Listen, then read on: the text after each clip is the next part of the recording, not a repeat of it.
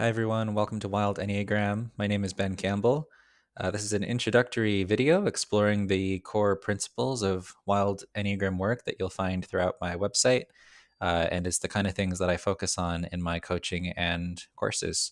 So, with that, let's jump right in. So, I like to start with this photo here, and this is what my Enneagram practice looks like. And it might not look like a typical Enneagram practice to you. Most of our Enneagram work tends to be done indoors, in classes, in one on one sessions, and we tend to have an idea of the Enneagram as being an exclusively human thing. But that's not exactly the case. So it's true that a core principle of the Enneagram is the idea of doing our work in the midst of our daily life. So my awareness of my type patterns is going to show up in various ways throughout my day, at work, in my relationships, in the decisions and choices that I have to make. And so, on that everyday basis, of course, my Enneagram practice is more a constant practice of self observation, self awareness, and working to catch myself in the act of doing my personality patterns. But there are also times when I have something concrete, something specific that I'm looking to work through. Maybe it's a stubborn type pattern that I can't figure out how to heal or work through.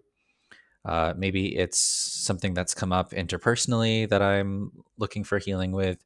And when I have something like that, my default is always to go out in nature and do some of the practices that I'll be exploring a, a bit later in the talk. So, when I'm really feeling like I need to check in and be present, this is the kind of thing that I will do.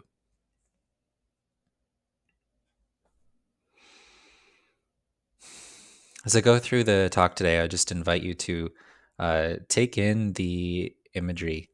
All of these photos in the presentation are ones that I've taken, and since this is an online talk and it's not actually in nature, I find using photos of times when I've been in nature really helps me drop into that space, and I hope it does the same for you as well. So these words at the bottom, supporting the wild psyche in modern life, that is my vision for the work that I'm doing. I'll be touching on this throughout this talk, but as I see it, or as I understand it, we as humans have a fundamental wildness to us that at our core, we are beings of nature. And just because we've lived the past 2 decades or centuries in urban and modernized environments doesn't mean that our wiring has changed. So we evolved well, forever, really. Humans have been around for, depending on what you consider human, 200,000 to a million years. But even before that, we evolved from billions of years of life on Earth, all of which was evolving in the rhythms of the sun and the moon and the tides and the daily cycles, the yearly cycles. And it's only in the past few decades, past few centuries, depending on where you live, that we've been expected to have this dramatic shift in how we live our life, where we're often surrounded by square walls, where we drive 60 miles an hour to get to a workplace, and we do work that's often disconnected from anything that feels meaningful to us, and then we return home and we're just expected for this to feel normal and okay. And the truth is, it's not normal. And it's not really okay either for our psyches. It's not what we're evolved for. And yet we have to make peace with that. So, this is the vision for my work is supporting our wild psyche in modern life, figuring out how to reconnect with this innate wildness and support that while also accounting for the fact that we, in the culture that we're in, we have to figure out how to make a living. We often have to have a car or a house, an apartment, something like that. So, reconciling those two things is a big part of why I'm doing what I'm doing. And I think the Enneagram is a really important tool for it because one of the underlying principles of the Enneagram is called the Law of Three. And the Law of Three states that in order to reconcile any apparent duality, a third force is necessary, or a reconciling force is necessary, something in between, or some kind of third way introduces motion. So I'm curious about what is the reconciling force between accounting for our innate wildness and for the necessity of living a modern life. Related to my vision is this quote from Thomas Berry in his book, The Great Work. Uh, so here's what he said: perhaps a new revelatory experience is taking place, an experience wherein human consciousness awakens to the grandeur and sacred quality of the earth process.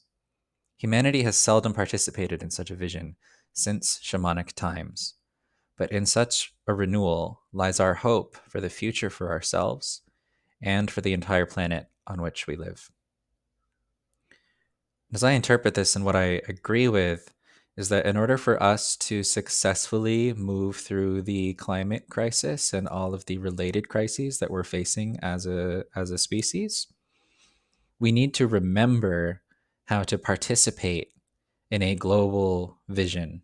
We need to remember our destiny as stewards of the earth, that we're not here to take or to establish dominion over, but that we're actually here to participate, and that our role is ultimately to be nurturers, to be regenerators of life.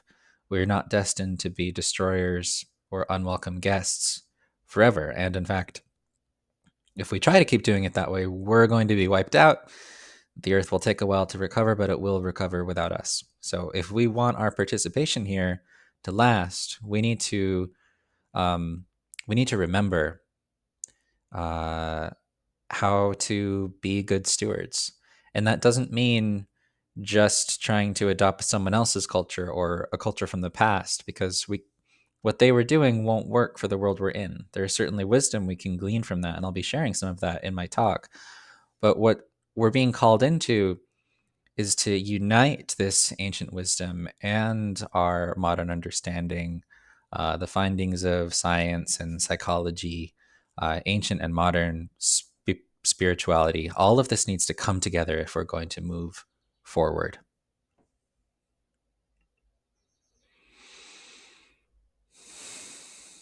So, again, just invite you to take in the impression of each of these images as I share them.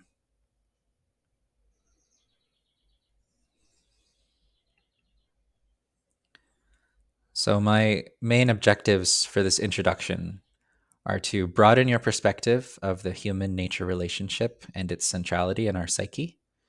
They also want to introduce a nature based approach to soul centric Enneagram inner work. Enneagram work is soul work, nature work is soul work, nature work is um, Enneagram work. These three things fit together um, really smoothly in the way that I approach my Enneagram understanding, and the way that I also do my training and my coaching and the retreats that I lead as well. So these are the objectives for this intro.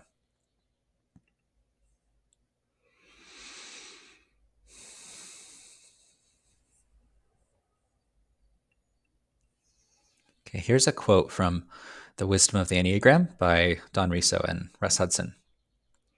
Always remember that it is your birthright and natural state to be wise and noble, loving and generous, to esteem yourself and others, to be creative and constantly renewing yourself, to be engaged in the world in awe and in depth, to have courage and to rely on yourself, to be joyous and effortlessly accomplished, to be strong and effective, to enjoy peace of mind, and to be present to the unfolding mystery of your life. Written in 1999.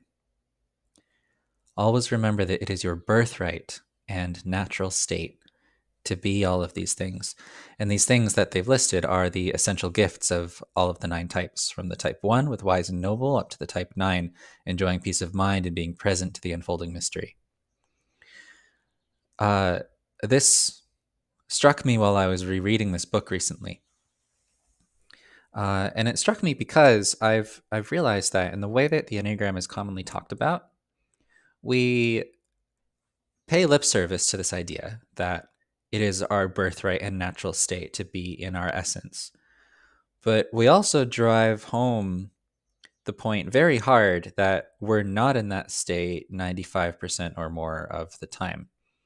That most of the time, most of us in our culture are stuck. We're trapped in fixated patterns. We're trying to get back to these things, but we don't know how we're doing it, or we don't know how to do it. Our Enneagram type shows us how we miss the mark in trying to reconnect with these things. So most of us aren't in these most of the time, and yet it's acknowledged that that is indeed our birthright and natural state. So what's going on with that? I always assumed that it was just normal for humans to be fixated, that this has been the case throughout all time and all cultures. And it's just the plight of humanity, and it's part of our work in the world to learn to be present. And it's hard, and most of us aren't there most of the time. That's what I have heard over and over, learning the Enneagram, and it's also what I teach. Right? That's the default way of teaching. And I kind of took this for granted that this was a normal human thing until I encountered this other teaching, which I encountered at the main primitive skills school. An unexpected place to find something like this. This is a teaching called the Seven Signs of a Whole Human Being. I received this teaching from Michael Douglas of the main primitive skills school. He received it from Gilbert Walking Bull of the Lakota. That was a direct transmission, passed down with permission to share. Indeed, to be shared, with the hope that getting this knowledge out there will help shift consciousness in certain ways. So, these seven signs of a whole human being are a baseline of joy, sensory awareness and reflexes of a wild animal, a sense of timelessness, desire to know the universe as I know myself, the desire to be truly helpful, profound stillness and silence, and an experience of connection with all of creation. So, this teaching came about at a time when children from this tribe were being taken away from their villages and sent to Western boarding schools in order to be acclimated to westernized, European American culture at the time. And then they were returned to their village after being in those schools for a few years. And when they returned, the elders in the village realized that these children who had been taken away were now missing something that no one had ever been missing before, as far as they could remember.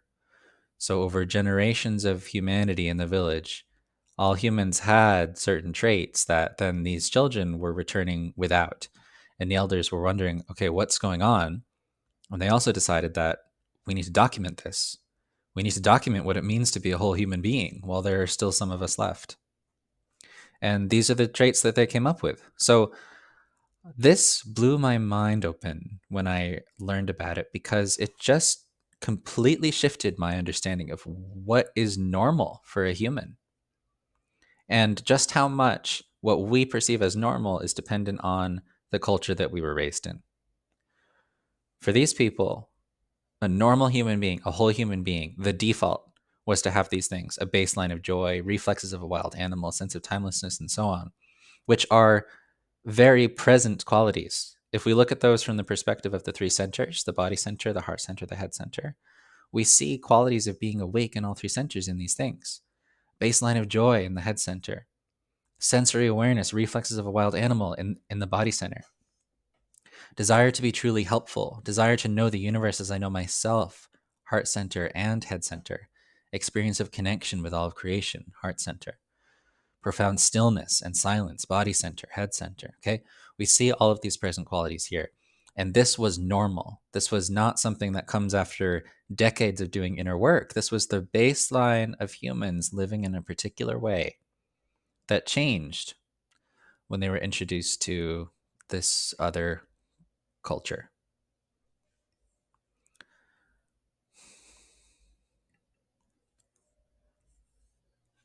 So, if you're watching this as a recording, I would encourage you to pause the video here and take a few minutes to journal on what uh, comes up for you as you consider the 7 signs of a whole human being?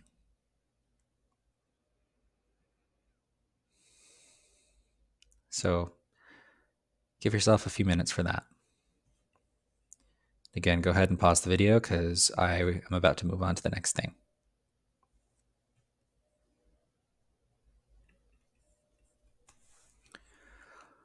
I'd like to share some general principles of nature based psychospiritual work that I don't see being used in the Enneagram world, but I do see being used in various nature focused schools. So these are things that I've encountered at retreats and trainings with the Animas Valley Institute, the same things I encounter when we do practices at the main primitive skills school. I've also seen these reflected in writings by indigenous teachers and authors like in Braiding Sweetgrass. So there's some common principles that appear when we talk about doing nature-based inner work. So psychological work and spiritual work. And I also just want to take a moment here to point out that all psychological work and all spiritual work was originally nature based because our entire cultures were completely nature based. There was no non nature psychological work, there was no non nature spiritual work. And in modern times, the field of eco psychology and eco spirituality are keying into the fact that there can be no complete psychology or spirituality without considering nature. If I'm depressed and dealing with trying to deal with my depression without accounting for the grief that is living in my body based on the climate crisis, I am not going to be able to fully resolve that. So, eco psychological models are tuning into that. Eco spiritual models, likewise, there can be no spirituality, no authentic spirituality that does not account for the wild, majestic world that we evolved and live in. All of creation, whatever your conception of God, if you're discounting nature or just seeing it as stuff, that's not an authentic spirituality, in my view. All original psychology, all original spirituality, 99% of our evolution as humans, all of our rituals, all of our ceremonies, all of our rites of passage, all of our mentoring took place in nature. So I'm just going to summarize a few of these principles. And the first one, putting these things together: respect, reciprocity, and gratitude. One thing that I see missing from even retreats that are done in natural settings is that there is a lack of a sense of nature participating in the process. If I go do an Enneagram retreat somewhere in a beautiful setting, often nature is just seen as an object, as a setting, somewhere to go and get my inner work done, to go receive gifts from without offering anything in return. And that's the same kind of mindset that has driven us to just, see a wild place and decide that it's ours for the taking, it's ours to use, that we need to conquer it. But we need to remember this respect, this reciprocity, this gratitude. This is the kind of shift in mindset that is going to actually help us get through the ecological crises that we're facing. We have to ask nature for input. We have to offer gratitude. We have to realize that we are in reciprocity all the time. Whether we acknowledge it or not, we're in it all the time. If we do acknowledge it, we have an opportunity to step into the flow of it.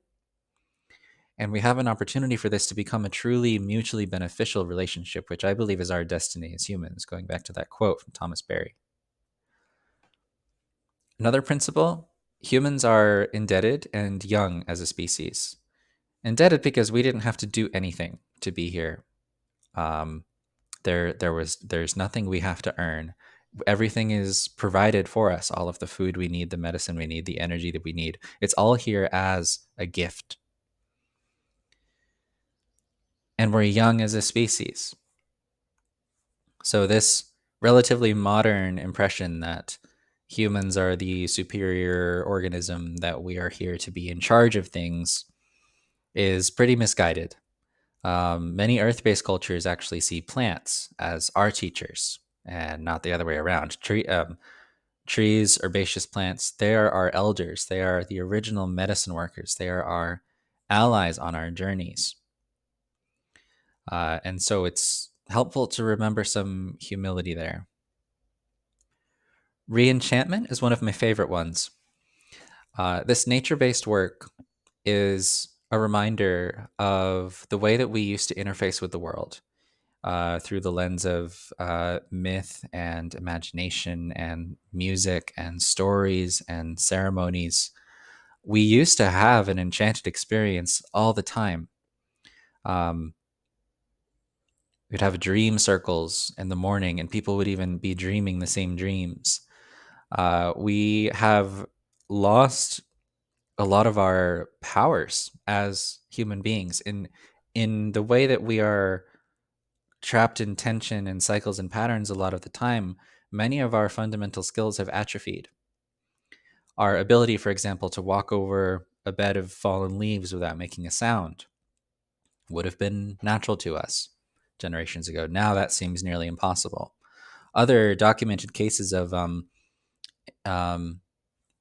people living in earth based cultures knowing, like, say someone from their tribe is 10 miles out in the desert and breaks their leg, someone in the tribe will has suddenly knows what's happened and knows exactly how to go and find them. uh, that it's like that kind of thing feels like magic to me. It's like, how? I don't even understand. Like, how does that work? And yet examples come up all over the place of this. So reenchantment, remembering the magic of being here. And then nature reminds us of our wholeness. Um, this is another trait that eco psychology relies on, is that when we're in nature, there's a innate wholeness to it that reminds us of our own wholeness. Nature is there as a support. It's been proven over and over to reduce stress, to create um, a sense of belonging. Uh, It provides medicine and food and shelter. It just allows us to be ourselves. There's no judgment there. And so this is something that comes up a lot in um, any kind of nature-based inner work, is that nature is really doing the heavy lifting of the work. And if there is a therapist or a guide, they're really just an assistant to the world itself.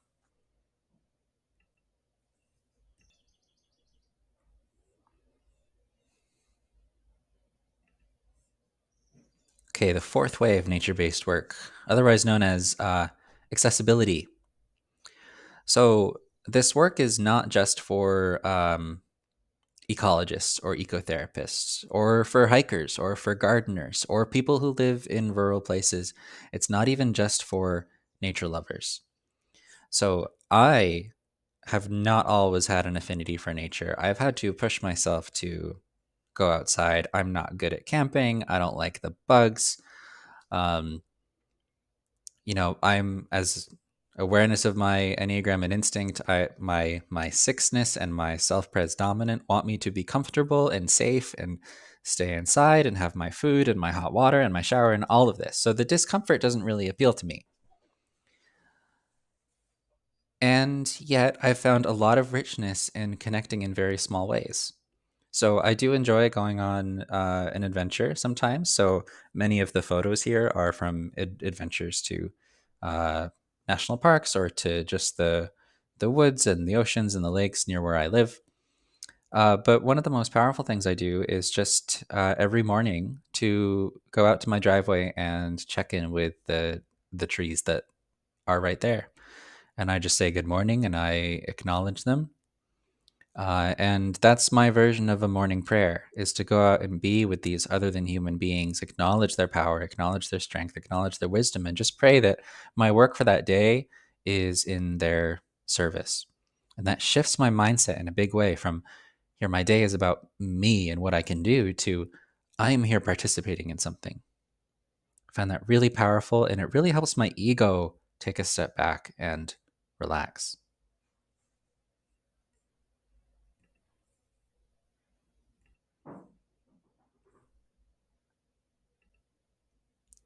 I have to say a few words about soul work.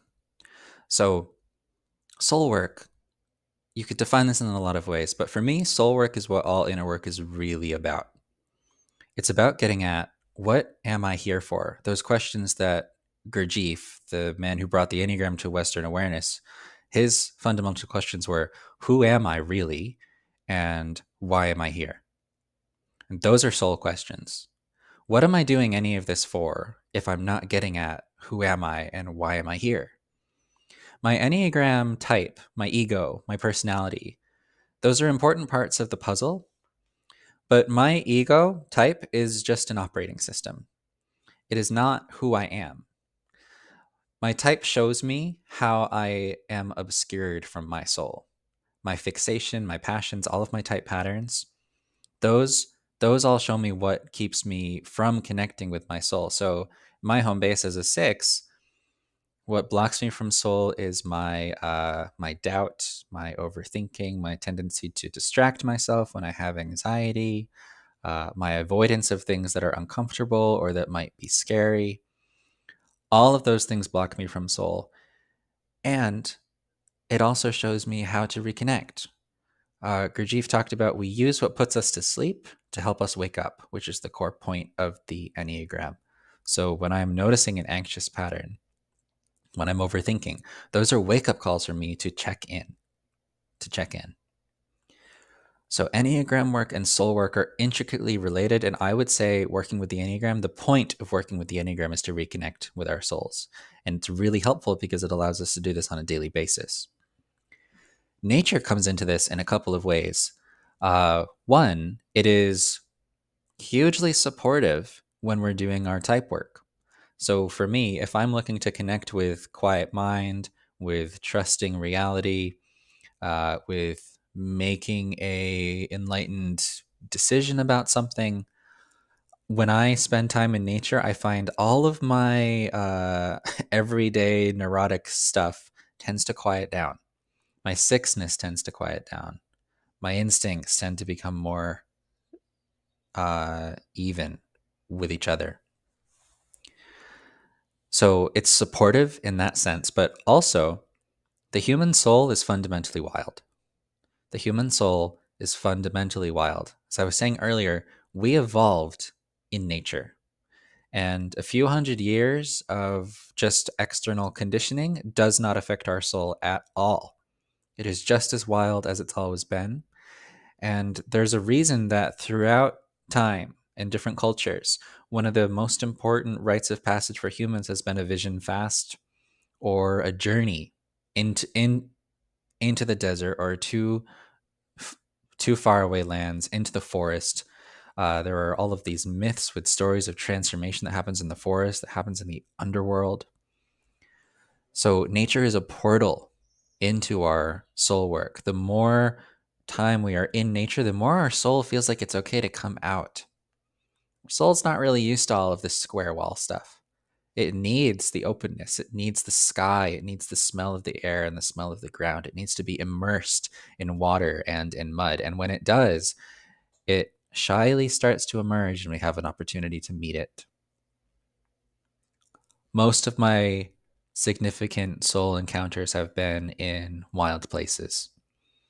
Sometimes extraordinary ones, sometimes very simple ones. The woods just behind the local YMCA here. Um, some unnamed stream in the woods of Vermont. A pebble coastline up at Acadia National Park. These different places have been where my soul is like, okay, here is a place that I can know myself a little bit better. So, really, what Wild Enneagram work is, all of my coaching and retreats really is about this nature based Enneagram soul work.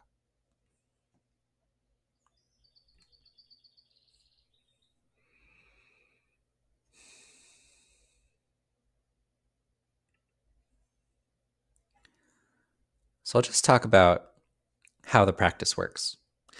These are also, um, there are things that in common with how it's done at organizations that lead vision fasts at places like the Primitive School that have nature awareness meditations. I think some forest bathing teachers also use a similar format. So, how to have a transformative experience in nature? A few things help. So, one is starting the practice by crossing a threshold, because we need ways to shift ourselves out of everyday modern ego consciousness. When I cross a threshold, which I might mark by crossing over a stream or the boundary between the outside of the woods and the inside of the woods, maybe just walking outside my door or stepping off the side of the road, any of those can be a threshold. But as I do, I rely on the power of my imagination, which is itself a window of knowing. I imagine myself crossing into a world where all of a sudden the trees have language to speak to me, where the birds are telling me where to go, where I have access to the wisdom of my ancestors and the wisdom of the earth, where I can be guided and pushed and pulled. So I'm crossing into this other reality. I'm stepping out of my modern Western thing where I'm supposed to know how everything works, and I'm stepping into mystery where something might happen to me.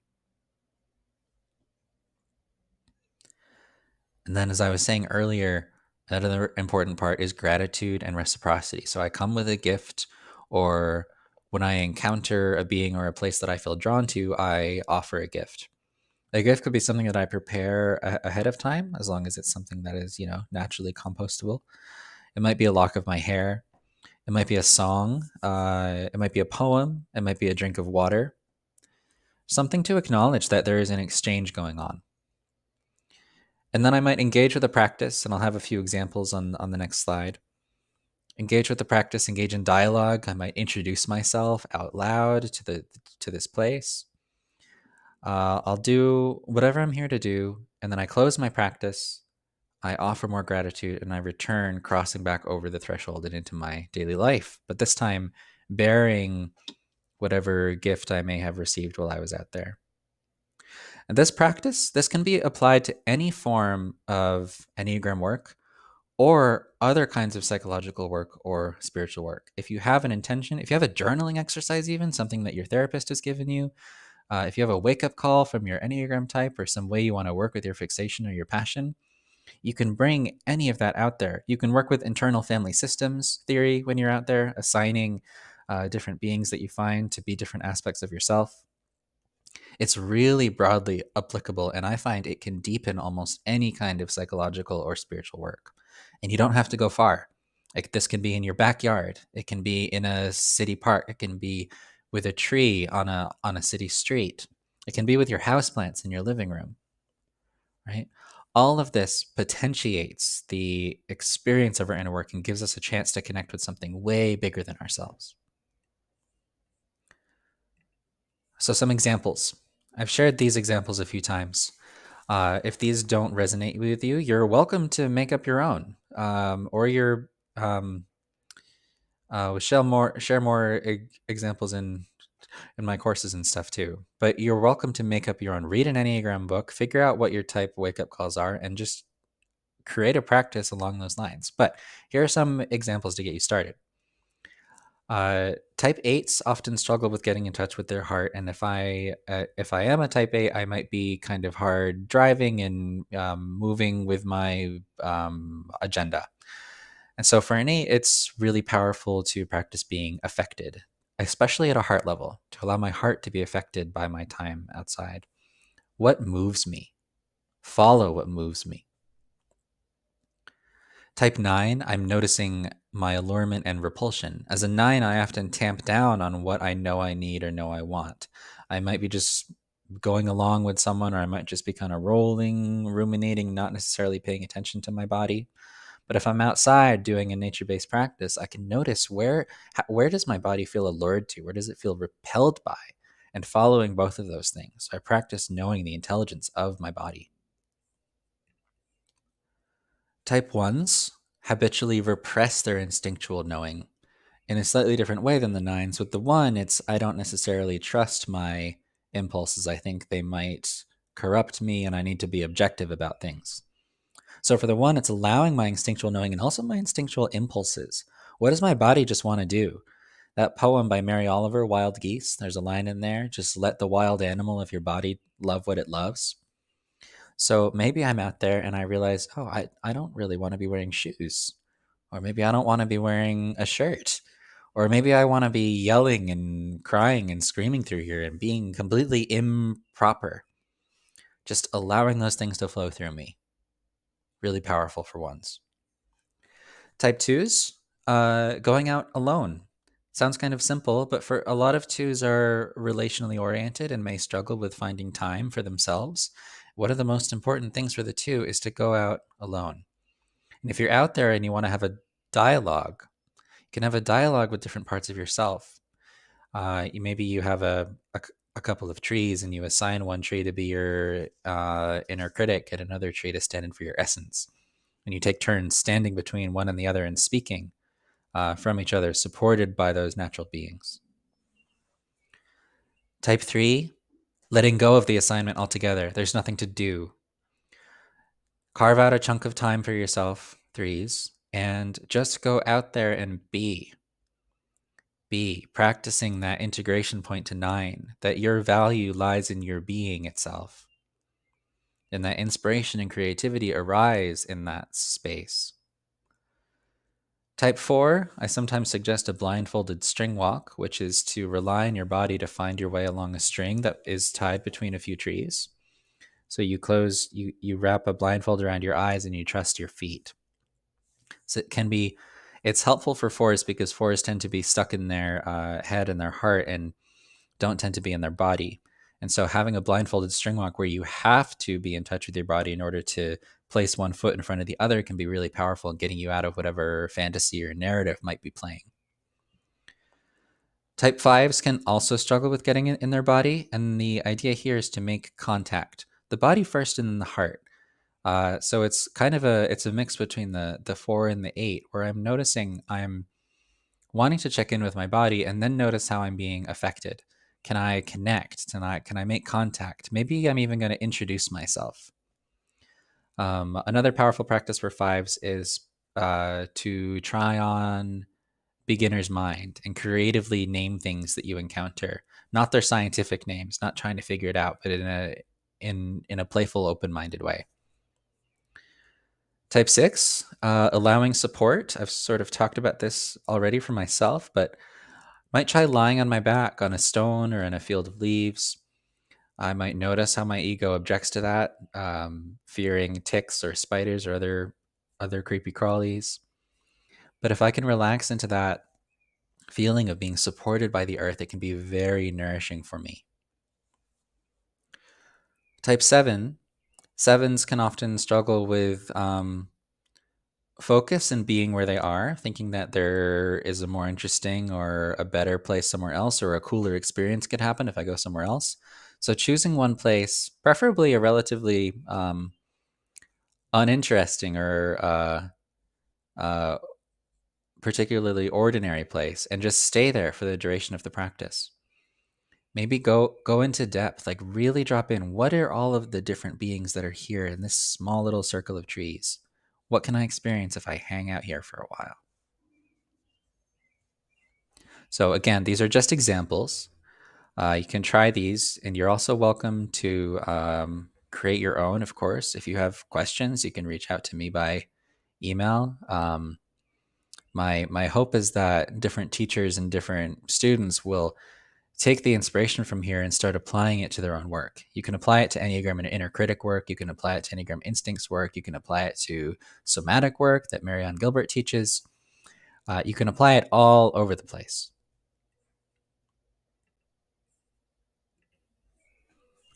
So when I teach this live, I often encourage folks to do a breakout exercise here.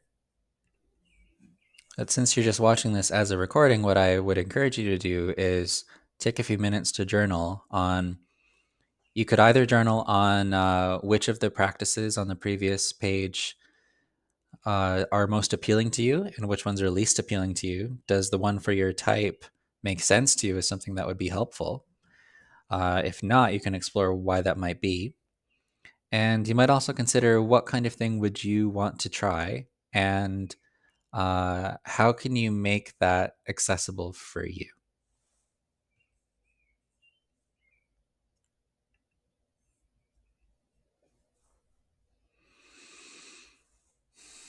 Almost all of the photos in the slide are from Maine, but this one is from the redwood forests in California.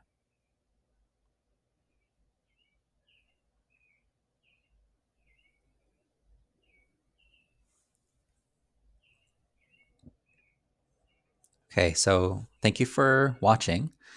If you're interested in going deeper with this work, a few ways to do that are to engage with Nature and Soul Enneagram coaching with me, as I described on an earlier slide. And the way to get started with that is to go to my website, wildenneagram.com, and you can fill out a short discovery survey on the coaching page, which will then guide you to schedule a free discovery talk or discovery call to explore what would be most helpful for you in it. And what we would do in those sessions is basically develop a personalized strategy for connecting with your soul through an Enneagram lens and bringing in nature as much as it's appropriate for you and what your interest is there. Also, if you're watching this before November 2024, I'm teaching a virtual retreat then with my colleague Stephanie Spencer. And that's going to be a 1.5 day online retreat where we have teachings along these lines, and then we have space carved out with prompts and exercises for attendees to go and try on their own, and then bring it back to the group. And here's just a poster for that. So thank you for watching. If you have any questions at all, you can reach out to me at ben@wildenneagram.com. If you would like me to do a version of this talk for an organization that you're a part of, you can also let me know that as well. And I'm happy to adapt it to various Enneagram topics. So if you're particularly interested in learning about the inner critic or the instincts or some other facet of the Enneagram system and you want to know how to integrate it with nature, I'm happy to give a talk on that or to meet with you one-on-one about that. One of my favorite things to do is offer customized training and retreats for groups and organizations. So again, thanks for watching. I hope you enjoyed, and please reach out if you have any questions. So um, thank you, and I hope you begin to explore this integration of the wild nature of ourselves and doing so in the context of our modern life.